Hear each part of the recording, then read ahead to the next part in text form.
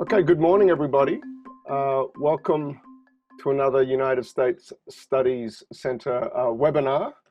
I'm Simon Jackman. I'm Professor of Political Science and CEO of the United States Study Center. And I think it's important to recognize, even though we're doing this online, that if this were an in-person event, there would be an acknowledgement of country at the start of the event. And the center is part of the university, which stands on the traditional lands of the Gadigal people, part of the Eora Nation, and indeed my home, where I'm coming to you from today, is also in that part of Sydney, on the traditional lands of the Gadigal, part of the Eora Nation, and we pay our respects to elders past, present, and emerging. Look, I'm so thrilled about today's guest. It's Cameron Stewart, who many of you will recognize that name. Cameron is the Australian's correspondent in Washington, DC, which, what a gig, is I think the first thing to say. And Cameron's been there pretty much for the duration of the Trump presidency, but boy, oh boy, hasn't that posting gotten interesting in the last couple of months or so. I last saw Cameron, we were both in a gymnasium in Iowa at a Pete Buttigieg rally, and we texted one another. That was about as intimate as that last get together got. But it's great to be with Cameron today. This is the 2020 election that Cameron's going to be covering, is his 8th US presidential election since he started with the Australian. And Cameron's had a wide brief over his time at the Oz, covering foreign affairs, defense and national security. Really important prerequisites, I think, if you're going to go cover Washington for an Australian audience. Cameron writes features, of course, for the Weekend Australian magazine, and appears regularly on Sky News. Cameron, great to have you with us. Thank you, Simon. Great to be here. Oh, that's great. Hey, look, I thought a place to start is just with the fact that you are on the ground, and we'll get to the politics and all the rest of it in just a moment, but I just thought if you could give us a sense of life in Washington, DC, life on the eastern seaboard of the United States, in this extraordinary moment, where the numbers associated with the pandemic, both in cases and fatalities, are just so far outstripping the Australian experience. I'm wondering if you could just sort of give us some of that human, reaction to it before we jump into the politics and whatnot. Sure, Simon. In fact, interestingly, it was only really just over a month ago that I was following. I think I went to Bernie Sanders' last rally in Michigan, following on the Michigan campaign trail. Was about the 11th of March, I think, roughly. And everyone started talking about coronavirus just so much more. But you were still following the actual rallies themselves and the actual primary contest between Biden and Sanders. And then all of a sudden, it just became very, very serious. And the primary happened. I flew back on a plane. I remember there were 13 people on a plane here, on the one plane. 3 of them had masks on, coughing all over the place. You really got to sense something had changed here. And so I came back to Washington, and over that next week, I saw something which was just extraordinary. In 30 years of journalism, I'd never seen a town, the capital of the superpower of the world, empty like that. I mean, Washington became a ghost town. You know, I went down to the mall, walked through the Lincoln Center and the Lincoln Memorial and the Washington Memorial, all around the place. There was no one there. It was empty. The reflecting pool, the famous reflecting pool, was empty. I actually walked in it, up and looking around the place, and it was just remarkable. And then in my house, which is just about sort of 15 minutes out of the center of Washington, if you like, much more suburban place, people just started locking down. And so part of the reason for the seriousness of it, I know it's been very serious in Australia too, of course, as well, but really people saw the death toll start to spiral here. And I guess myself, along with many other people living in America, saw the real failures early on of trying to keep a tab of it from a government point of view, from the White House down to the agencies, and also, I guess, Americans' wonderful libertarian spirit, which is one of the great strengths of the country, turns against it in a time of pandemic. And so the actual living here now, obviously, we're locked down here in DC, as is much of the country. And it's just a very strange situation. I mean, I'm lucky enough. We have a nice house in a nice neighbourhood, but literally only about a few kilometres up the road, we have a hospital that is struggling to cope with the amount of people coming in on stretchers and the amount of bodies. I mean, the Washington region is quite a hot spot these days. It really has in the last week or two. So it's just a really strange existence because you're living a relatively comfortable existence in one sense, working from home, although that's very frustrating, working from home with your family, but you know that you are just that far away from something going wrong and being sucked into a healthcare system in America that is being overwhelmed by infections and deaths. That is nothing like Australia. Very good quick example is in Washington, DC, as you know, it's like Canberra. It's like the ACT. It's like a 16 kilometre by 16 kilometre square, okay? They have almost 3 times the amount of deaths in that square than all of Australia. Right. So I think that's a very good small illustration of exactly the sort of scale of stuff that they're looking at here in America, and of course why it's such a massive problem. Yeah. It's Cameron, I just wonder, I mean, it's tough. Every Australian can tell you they've got a lockdown story, how it's working here.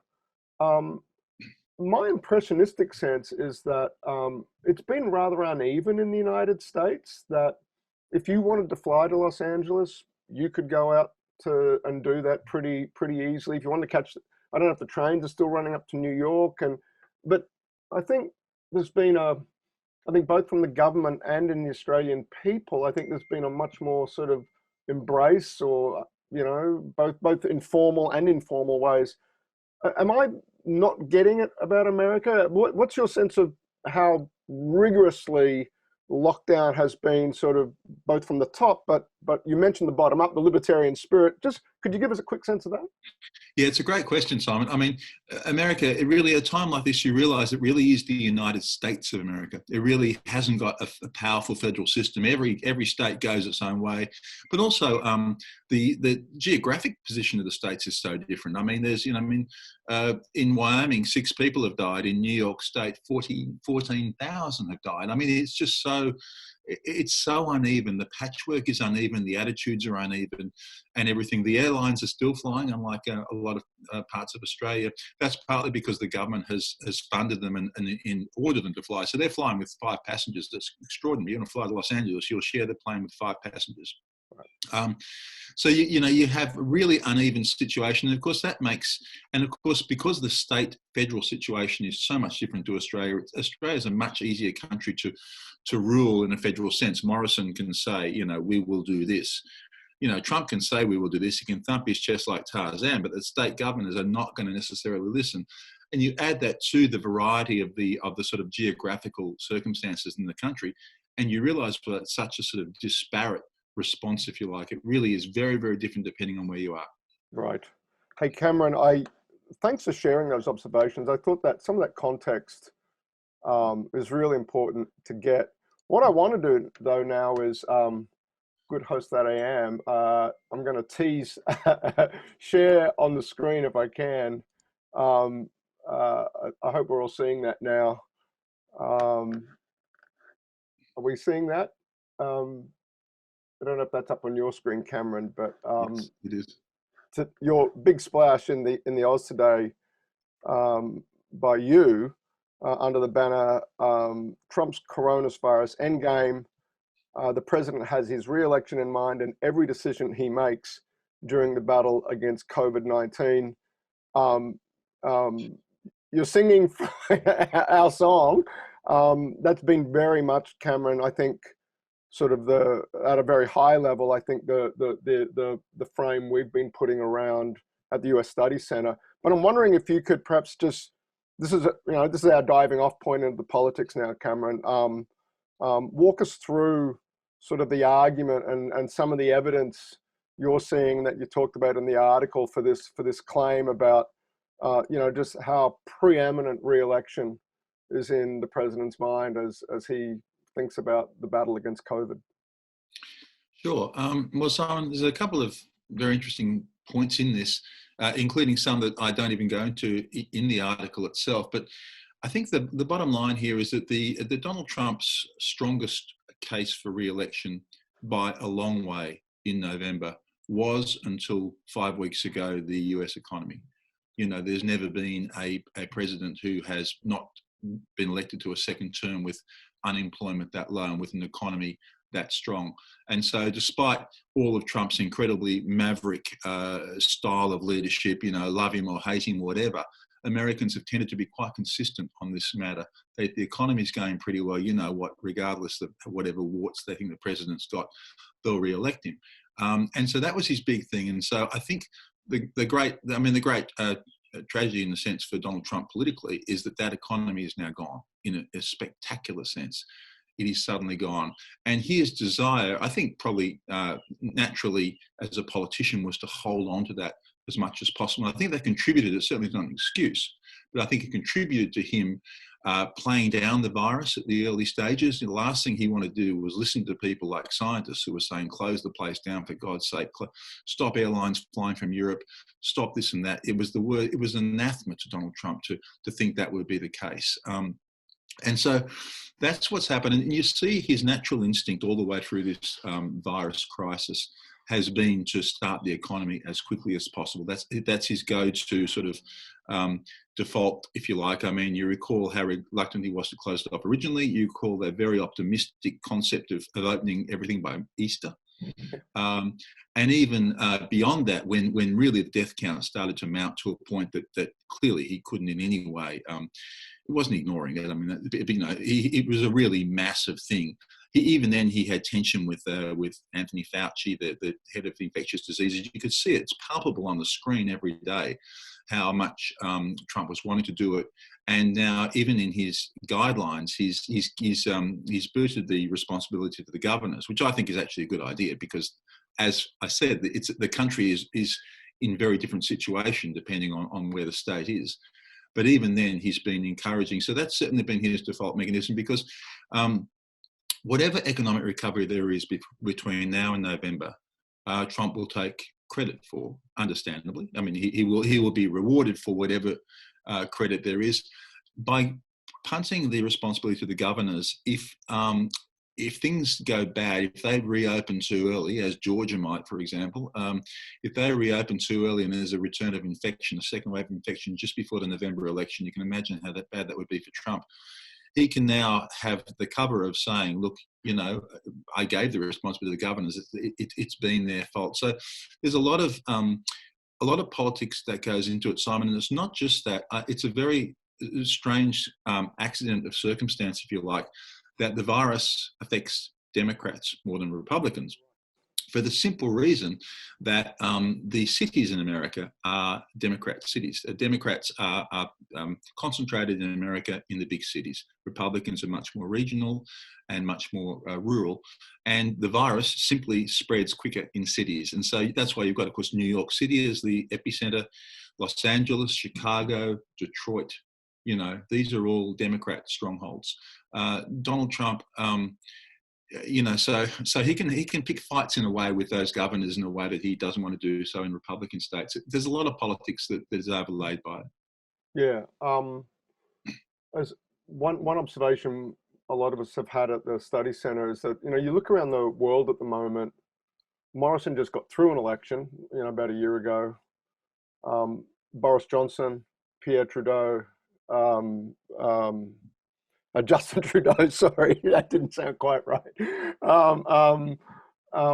But all of them, in, you know, at least in sort of the Anglosphere there, if you will, Trump is, you know, is facing, I guess Ardern is sort of the other one in New Zealand has got an election coming up, but in, you know, in the big Anglosphere countries, Trump is unique in this, that he's less than 200 days away now from an election.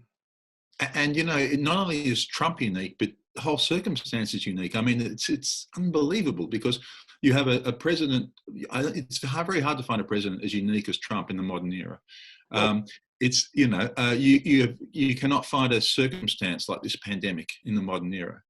So the combination of the two is unbelievable. I mean, all of the time that we all spent watching, reading, in my case, reporting on Donald Trump from the fire and fury days, the Robert Mueller, James Comey. I mean, who remembers impeachment? God, impeachment was only 5 months ago. I feel as a reporter, I feel like I live my life in dog years, 7 years for every year for covering the Trump administration. I mean, it's fabulous. But it's everything that's happened, extraordinary historical things in the context of American history in the last 3 years. All of it probably won't matter a jot compared to how Trump manages this pandemic. Yeah. This is, Look, Cameron, I guess it's an implication of your article, but again, it's something we're testing just as a proposition around the Senate. Like, we get asked this every day, that Trump's election and the judgment of history, even beyond just the election, just turns on his handling of this calamity. It's very hard to imagine business as usual come September, October, that people are back at work and we're talking about, wow, that was a strange 6 months. And that everything, the measure of success of an American president is being reelected. Are you a one-termer or are you a two-termer? And then moreover, just this appalling death toll sort of raises sort of the historical, moral stakes here as well. Everything, it would seem to me, so much turns, rather than it being a referendum on the economy, it's now going to be a referendum on his handling of this pandemic. I'm just saying that out loud, Cameron, testing with you perhaps the validity of that characterization of what we're about to see over the next 6 months. I think that's a very accurate one. I mean, it's hard. I mean, not surprisingly, the country is utterly obsessed with the pandemic. I mean, there's almost no other news. In fact, virtually with the election, even then, it's struggling, with Biden and Sanders. I'm sure we'll talk about that a bit later on. But I mean, the bottom line is that that's page 8. Everything else, the first 7 pages are the pandemic. I mean, it just is swallowing every bit of oxygen here in this country. And so it's impossible to imagine that Trump is not going to be entirely judged on this basis. But the great mystery here, I think, Simon, is how will voters respond to this? Because we haven't had this sort of thing before. I mean, okay, 60,000 Americans might die.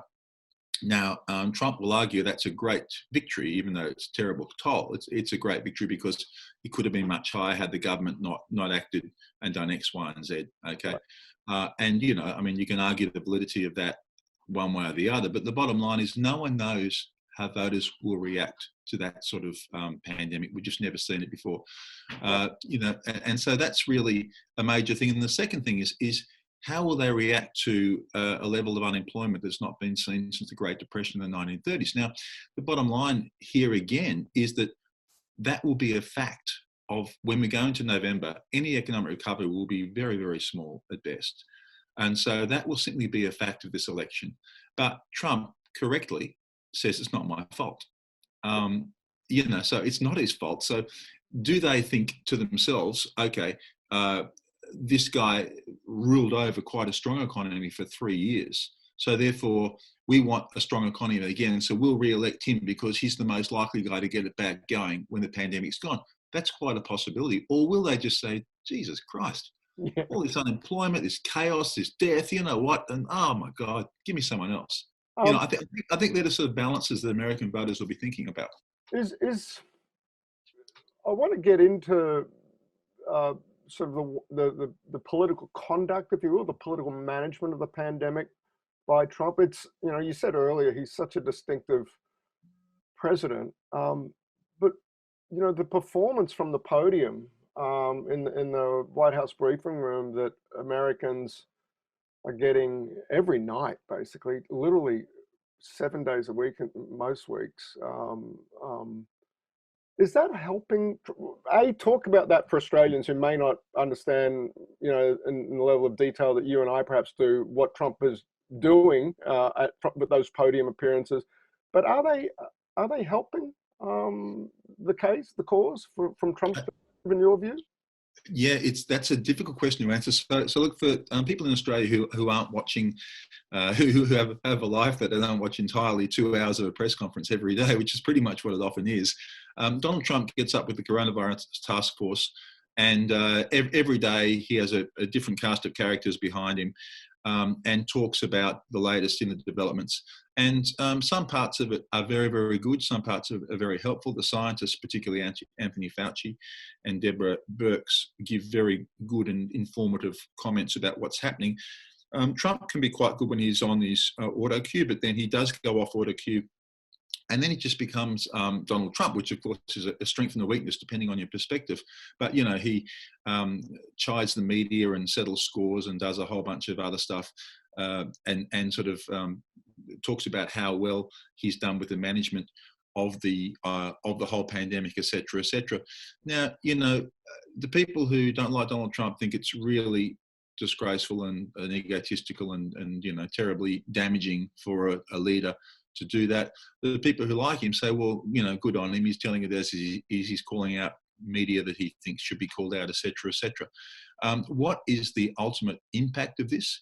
It's a great question, because the polls show that Trump is, most Americans are not happy with his performance, but not by a long way. By about, you know, 46% to 51%, if you like. 46% approve of the way he's handling it, about 51% don't. That's not entirely inconsistent with his general approval ratings over his presidency. So, you know, what you're seeing with the pandemic so far is, yes, his ratings have gone down a little bit, and certainly Americans are not flocking to him at all. But at the same time, you're not seeing a sort of, oh my God, he's a disaster at all, in fact. So I think he's very much still got the chance to improve or otherwise with the way Americans see he's handling this pandemic.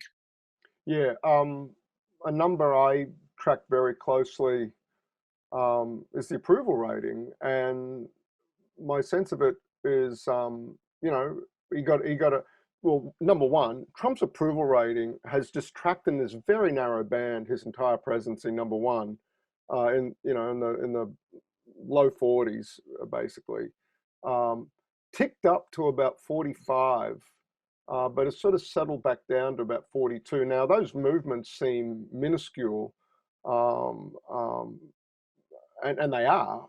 When you know, on the one hand, there hasn't been a huge bump, a so-called rally around the flag effect for Trump that often accompanies presidents facing dire circumstances. I think 9/11 perhaps being the kind of the most spectacular example of that.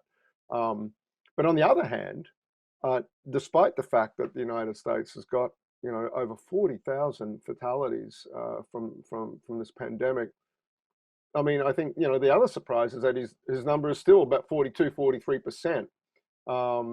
You'd like that to be stronger going into a re-election year, but Cameron, I think, you know, you make a great point. I think it's tempting for people that aren't particularly predisposed to like Trump to say, oh, this is it, surely he's finished politically come November. But I think any reasonable survey of the political terrain here suggests that would be a rash conclusion, I'd suggest. And I just think, can we just have a quick chat about that, Cameron? Your sense of, you alluded to it earlier, the pandemic is falling unevenly across the country. Where do you see this cashing out, perhaps geographically? How is this playing, frankly, in the States? And your article opens up with Buffalo, New York. New York State, of course, is pretty much a lock for a Democrat, but Buffalo is emblematic of, in my view at least, and I imagine yours, that's why you open the article with it, cities like it across the Midwest, across the Rust Belt. And say a little bit, if you can, about how the difference between the way Democrats in New York and big cities might be reacting to this and making judgments about Trump versus the way it may be playing out there in those parts of the country that will be absolutely pivotal come November. Yeah, I think it's very different out there in the regional and rural areas, certainly. I mean, you might recall last week, the very first protest that came to reopen the state, so it was in Lansing in Michigan. you know, in rural Michigan now, and they're saying, well, you know, out here in rural Michigan, the coronavirus statistics are very, very low. You know, this is outrageous. We're being hit by statewide rules, which of course are mainly aimed at Detroit, which is the biggest city in Michigan, where the rates are really terrible. So you have this incredible dichotomy even within states. And so what you're seeing in regional and rural America is you're seeing rates of the virus that are far less. You're seeing that's the home of small business in America. That's the home of people who obviously struggled a lot prior to the last election. They're the people, a lot of them, who are the so-called forgotten people that Donald Trump claimed, you know, the silent voters that voted for him. And so they're just saying, look, we don't want to be bound by the problems in the big city. We don't want government. They're very libertarian people. We don't want government to tell us what to do. We want to choose to live our own kind of lives. And so they're choosing the economy, if you like, over the virus, because it's an easier choice for them and a more understandable one.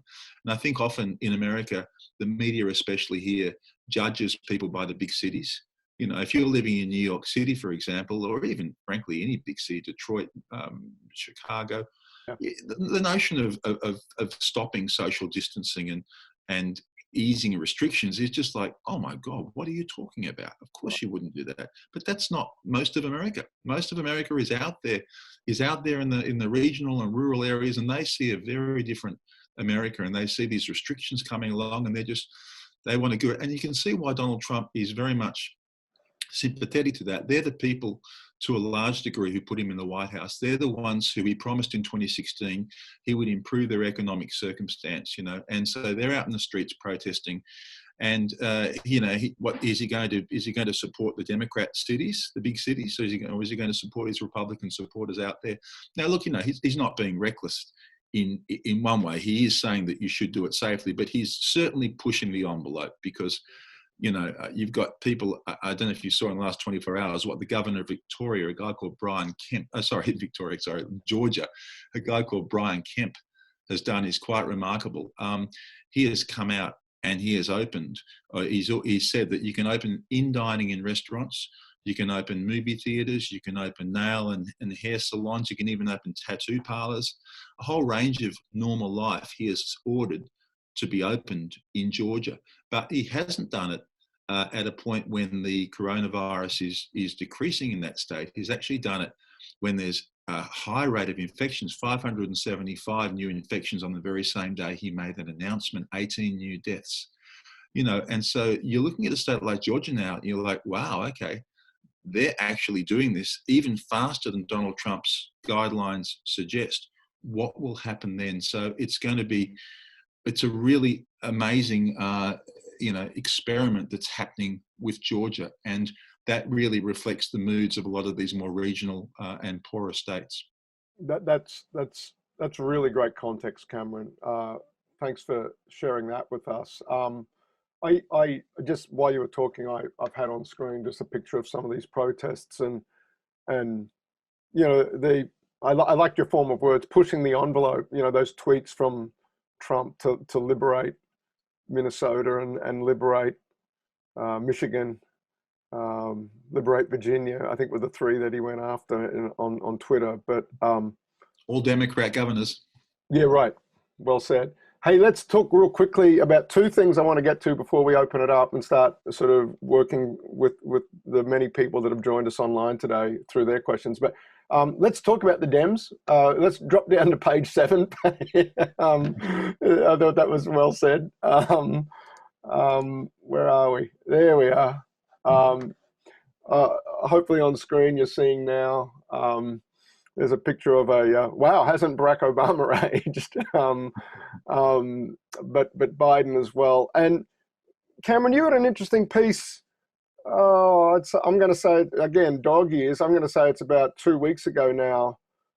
You know, the way that the virus has effectively terminated the Democratic primary race, and now the presumptive nominee is Biden.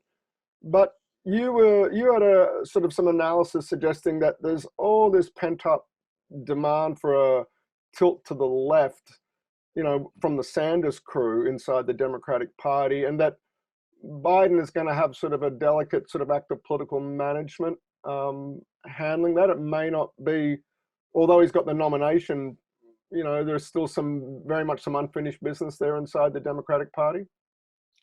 Yes, definitely, Simon. It's really interesting. I think the fact that Bernie Sanders, of course, finally pulled out just a couple of weeks ago, after staying in the race at least 3 weeks longer than he needed to, because it was quite clear he'd never get the delegates to be the nominee. What it turns out was happening was Sanders people were talking to Biden's people and trying to strike a deal whereby they'd say, look, Bernie will drop out and give you his support. So long as you tilt to the left, you take some of his policies, or at least certainly the tone of some of his policies, and we will. Sanders will be a player on your team, unlike in 2016 when you recall he fought Hillary Clinton all the way to the convention when he didn't have the numbers, and so immediately you saw that actually happened. Are you still there, Simon? Yep, I'm with you. Okay, no, sorry, I went out for a second. Yeah, so immediately saw that happened. Biden said, yes, I'll listen to you. I hear you. Biden clearly wants Bernie Sanders supporters. It's a young army of young people. They don't always go to the polls on the numbers they're supposed to, as far as Sanders goes. But the bottom line is that it's really important to Biden to get those voters. And so he has sort of tilted slightly to the left. He's taken some of the elements of Sanders' policies on things like student loan, et cetera, and in fact, so you'll see Joe Biden going to the polls in November with a more progressive agenda than any Democrat candidate we've seen in a long time. This is Joe Biden, the moderate. Yeah, right. So in a way, Sanders has pushed him to the left. And I thought if you have a look at, if any of our listeners here, have a look at Barack Obama's 12-minute video endorsing Biden. It's quite interesting. He says a couple of things about Bernie Sanders that are very, very warm. He's an American original, amazing guy. He's changed the landscape. This is all part of Obama also reaching out to Sanders and saying, let's grab that left-wing progressive group of Democrats that's kind of pissed off that Biden, the old man moderate, the old man white guy moderate, has got the thing. So there's that sort of tension in the Democrats, where Biden has got to try and coalesce them all together and go and take on Trump. Now, Trump, of course, straight away is aware of this leftward tilt, and of course, he's been having fun. Especially his campaign team have been tweeting against Biden, saying, "Look, he's a lefty socialist, and he's just taking up Sanders' position." So it's going to be really interesting to see how Biden positions himself in the coming months to somehow get Bernie Sanders supporters on the left without being portrayed successfully by Trump as some sort of socialist. Sure. Hey, and that leads me to sort of the last question from me for the morning, Cam, and that is, I noticed that in part of the early attack ads, if you will, coming out of the Trump campaign against Biden, there's an ad suggesting Biden's soft on China. Has got form there with Hunter Biden being on the board, and it was a classic hit ad. The rapidly chopped up footage and guilt by association and a bit of selective quoting, but that's all's fair in love and war when it comes to that sort of thing. But what was interesting was to see Biden fire back pretty quickly and say, no, he's the bloke that's Trump is the person that's got a China problem. And by the way, Exhibit A would be the pandemic. And so I'm just, again, there's a lot of us here at the Study Center and a lot of our audience and stakeholders, keen interest in US-China. So it might even be an understatement. But the idea that is getting drawn in, politicized through the pandemic, but in the context of the election, it's almost like this perfect storm for disrupting what has been, over the first 3 years of the Trump presidency, a rare moment of partisan sort of agreement, at least inside Washington, that, yeah, China's a problem, we've got to do something about it. You throw on the pandemic, you throw on the Trump with his back to the wall with the election, and nothing's sacred anymore. Like we'll go after, attack one another on what has been a rare moment, I think, under the Trump presidency, of partisan agreement. just wondering your take on that. Again, particularly, I think, because you're in DC and you've been exposed, I think, to that very live policy debate. Yeah, well, it's been an amazing. In fact, the 3 years I've been here, it's been quite extraordinary to see how the friends of China in Washington have shrunk to the point they do not exist. When I came, in fact, Australia actually played quite a role in that, of course, early on as well, because America really looked to Australia's policies in relation to Huawei and foreign interference, etc. And it actually played a disproportionate weight, if you like, in framing their policies. But now, of course, it's gone a big step further. Really interesting, and it's playing out. And it's going to be quite important, I think. It's a very good point you make, Simon. With Trump and China, Trump clearly made that big mistake, that tweet, which he'll never quite live down, where he said, China's been great, been very transparent, doing a great job with the virus, etc., etc. But look, since then, Trump has really almost turned China to his advantage. He's attacked China very heavily, in part, of course, because he's trying to blame it all on China rather than talk about that crucial period from late February to mid-March when he downplayed the virus here. And clearly that did not help the preventing the rapid spread in America.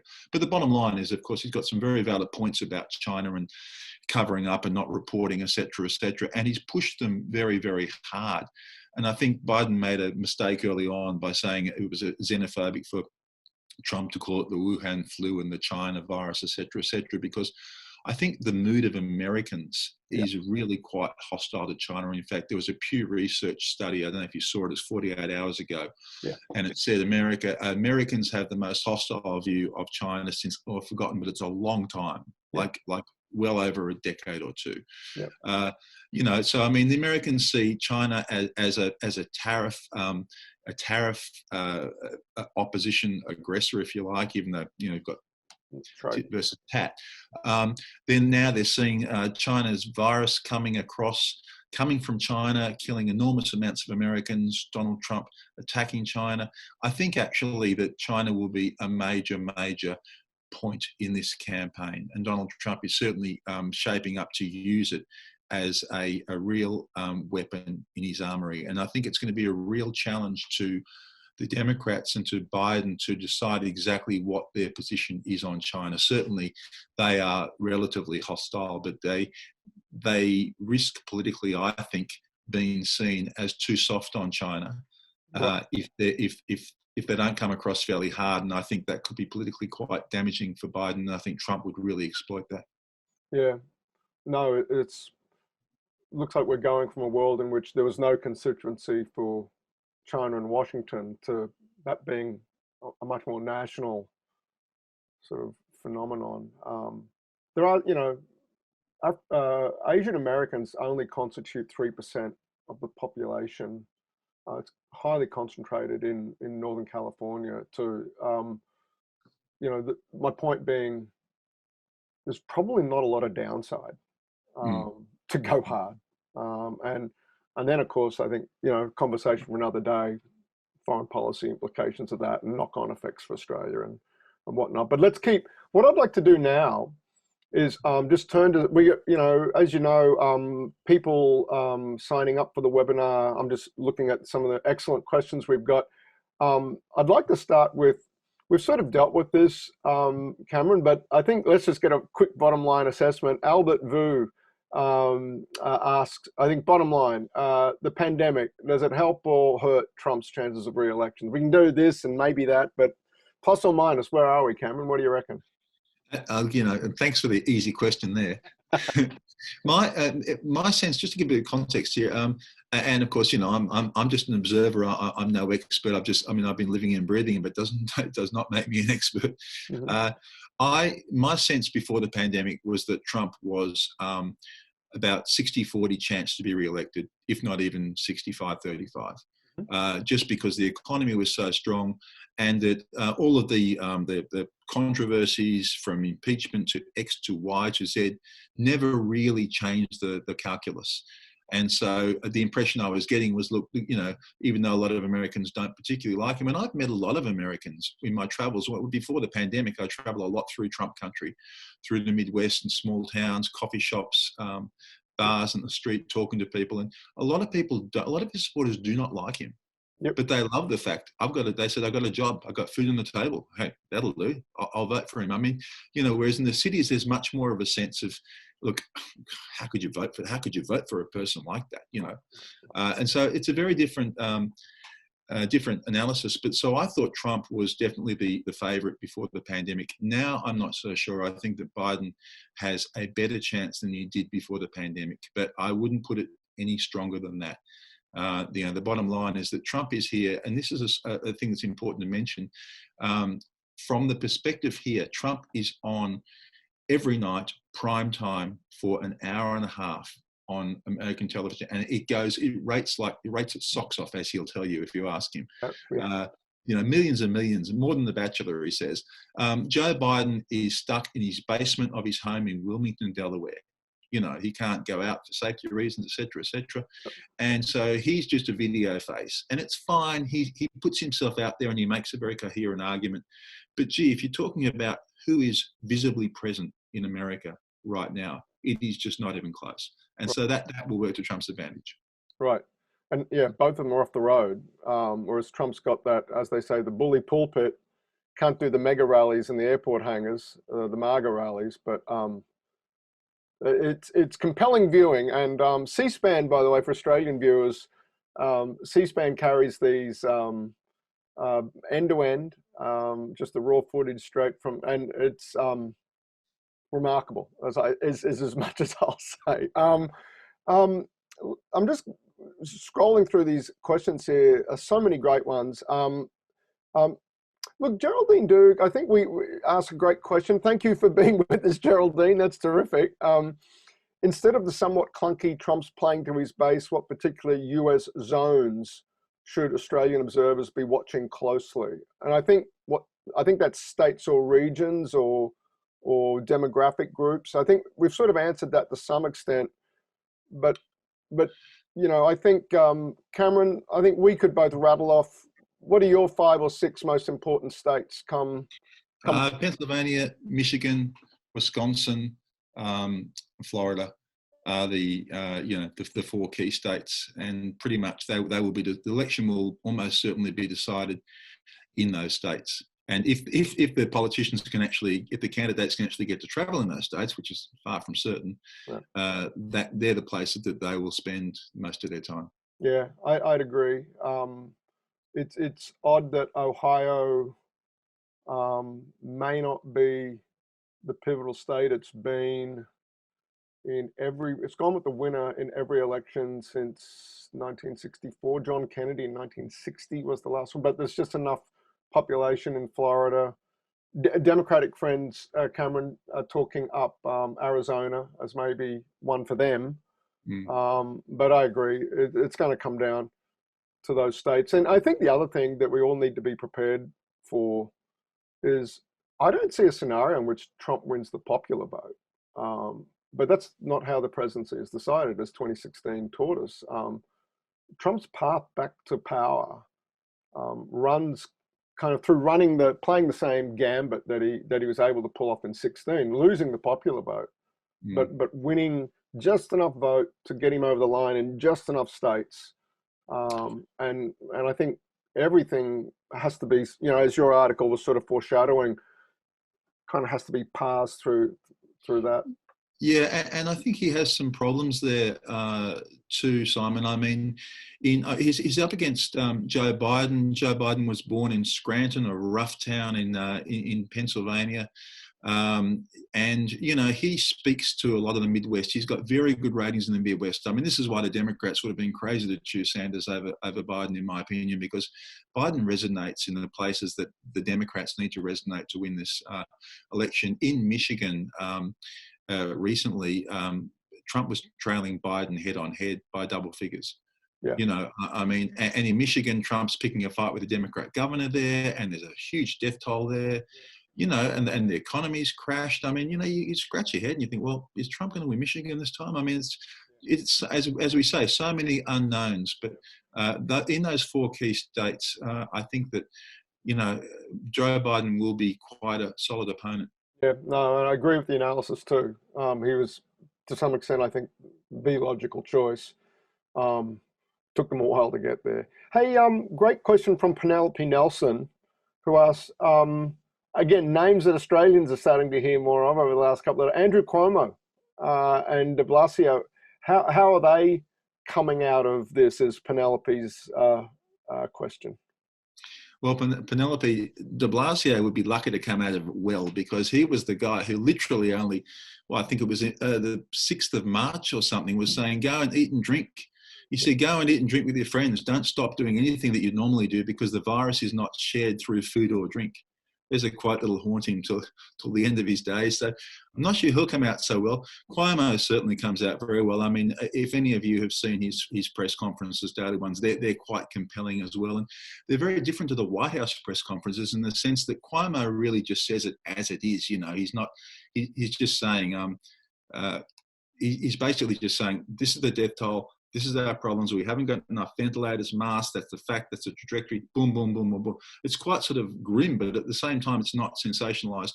The White House press conferences, apart from the scientists who are very good, the rest of it is a lot of spin. I mean, basically, you've got the president and the vice president putting the best possible political spin on what's happened that day.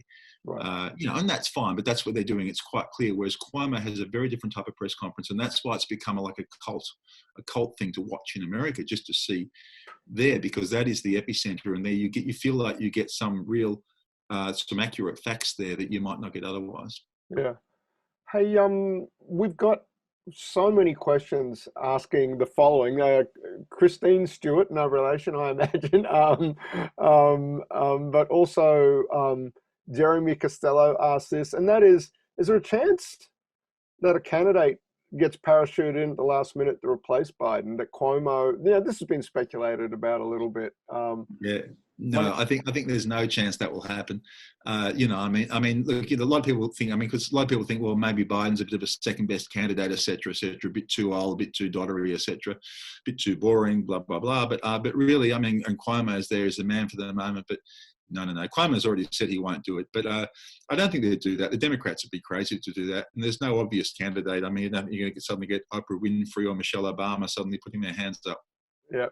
Hey, and again, Francis Chauncey asked this, among many others, any speculation about a VP pick for Biden? Yeah, that's a great question. I mean, Kamala Harris and Amy Klobuchar are the ones that people speak about the most.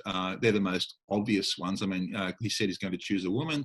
Obviously, a minority woman would be something that a lot of people would want to have happen. I think Stacey Abrams, the lady in Georgia, has said he should choose an African-American. She's African-American. Maybe she's putting her hands up for it. But look, he might choose someone from left field who we don't know much about. Even the governor of Michigan, there's been speculation about.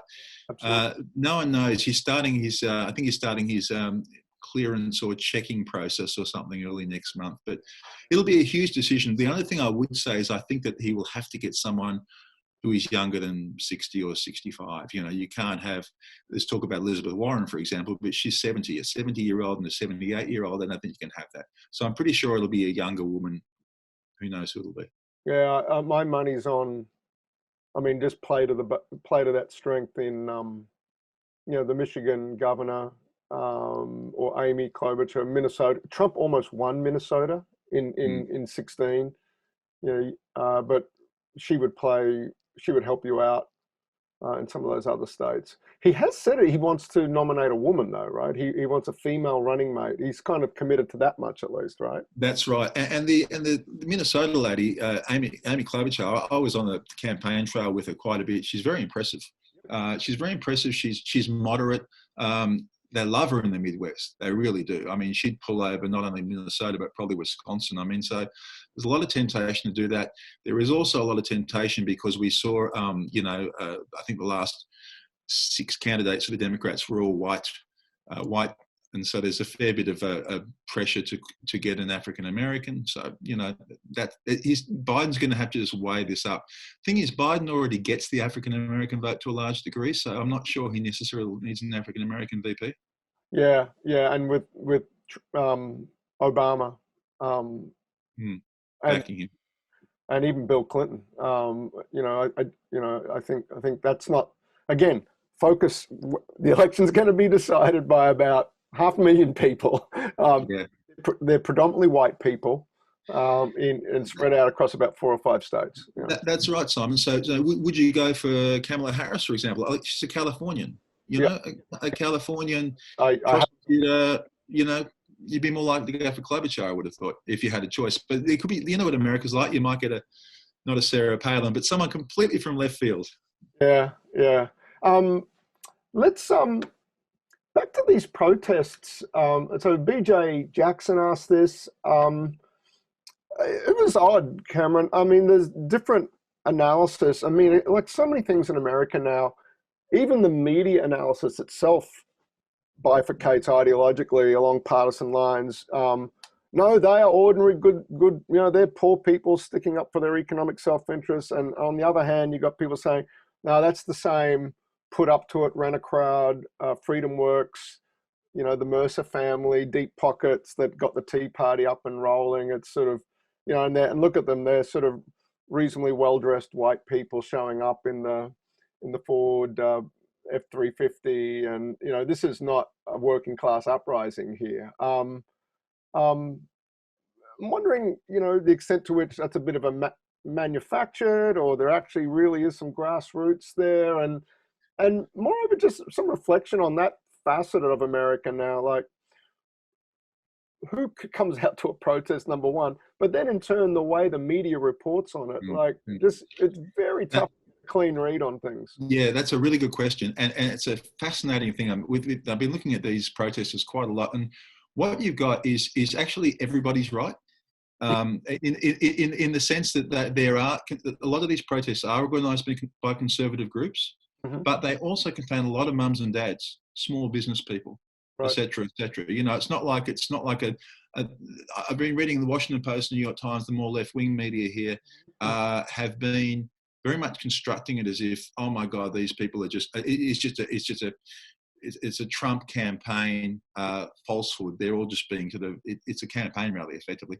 That's not true, but then you turn to Fox News and they say, oh, they're all mums and dads and there's no one else, and that's also not true. I mean, it's a perfect mixture of everything. And you throw in a few sort of semi-crazies as well, like NRA, really virulent NRA people, and you've got a whole bunch of other sort of people as well. So it's really a mixture of everything. But these are, I think it would be a mistake in Australia to think that these are just all orchestrated and fake. There is a genuine movement here in America of people who want the economy open. These are people who've lost their jobs, lost their income, probably a bit frightened of the virus, but you know what? They're more frightened of bankruptcy. Now, they're not the majority at this point. I mean, in fact, interesting polls in the last couple of days suggest that they're only about really, a 15, 20%, that's the sort of number you're looking at. But it's a growing number. And the more that people don't have money, the more they're going to be willing to risk their life, or the balance will go in the economy. So I think you will see this group grow. I wouldn't underestimate them. And they're certainly not just a fake group of people. Cameron, we're starting to get towards the end of our time here. I'm just wondering if we could zoom out a little for a moment and ask some bigger picture questions here. Already, some of your colleagues in the Australian press corps over there in the US, and there's a lot of analysis starting to come out about, does this portend or accelerate American decline, particularly set against US-China strategic rivalry, that Americans themselves have been shocked by the inability of their institutions and political leaders to protect them, that this is a real kick in the guts, if you will, to American self-confidence, number one, but number two, global perceptions of American power, of American prestige, of American capability. Your sense of that, I guess, and B, the extent to which that will become perhaps an election narrative, a theme. You know, if is this what making America great looks like, for instance, if you were to, you know, throw it back against the president's slogan? Just if we could get some. Look, yeah, it's a very hard question because it really is unfolding as we speak, isn't it? It's very hard to, you know, it's a journey that's only a quarter or halfway through. We don't know how far it is through. Certainly, this is a massive blow to American self-confidence. There's no doubt about that. I mean, people are truly shocked. People in this country are, I can't say how shocked they are about what's happened to America. You know, the overwhelming the hospitals being overwhelmed, the bodies being put into refrigerator trucks in New York City, the mass grave in New York. I mean, you know, people are just, their jaws are on the ground. These are people I speak to within the administration, national security cabinet. They're you know, their private opinion is that, oh my God, they're really, really shocked by what's happened. But, you know, that's really more a function of America, its healthcare systems, the way it operates in so many ways, rather than the function of its foreign policy. You know, I would have thought, in fact, the outcome of this would be that you will see a more an America that dwells so much more on China than it did previously. And already we were seeing a greater focus on China. But I think you will see an America that comes out of this that really sees China as if you like, a sort of a Cold War style adversary in much more of a way than we ever saw before. So that's my initial thought. Right. It's certainly a big theme for us over the balance of the year is, you know, particularly as a US Study Centre here in Australia, what Australians are making of that facet of the way America has responded to it. And I think, you know, the words that are already being used in the United States, Cameron, you know, self-reliance, resilience, economic sovereignty, you know, that with more concrete things like, you know, just how dependent you are on supply chains that originate in China or run through China.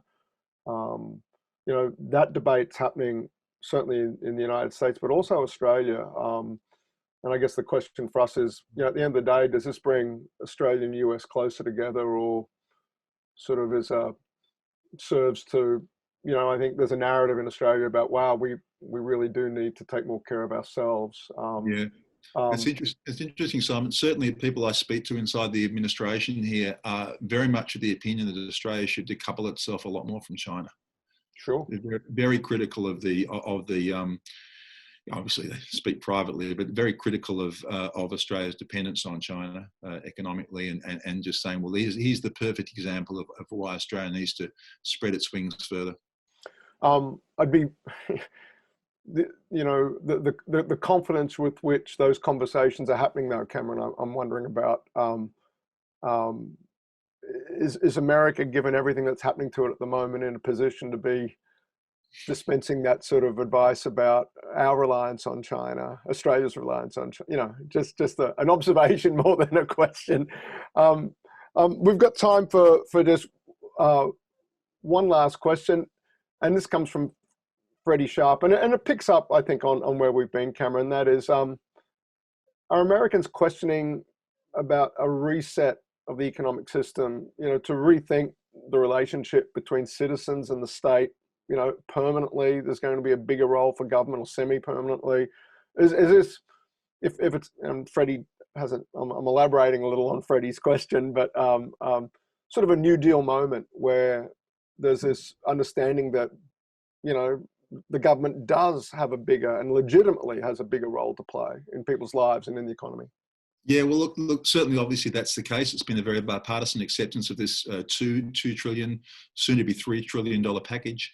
It's amazing, really. Under Republican administration, Republican-controlled Senate, Republican president, this has actually been widely accepted. How long it lasts, I think, will be another thing. I don't think it'll be a permanent thing. You know, I mean, the New Deal is the closest that Trump would probably call it socialism before the pandemic, but now it's you know, this rescue package is very bipartisan, and even though they bicker about some aspects of it. And so I think that it's just a temporary thing. I don't think there'll be a major permanent reset. I think Republicans will go back to being Republicans, small government Republicans. But of course, that could take 3 or 4 years. You know, it's like, in Australia, you probably we're only the worst surplus for many years. So, government's going to be big in all these countries for quite a while. But I think ultimately America will revert back to type. That's interesting. Yeah. Look, that's going to have to do it. It goes very fast. There's so much to talk about there. I hope we get to do it again, Cameron, if you don't mind. I'd love to come back and check in as we get through this a little further and a little closer to the election, and wondering when you'll be back out on the road, perhaps visiting some of the... So am I. Sooner the better.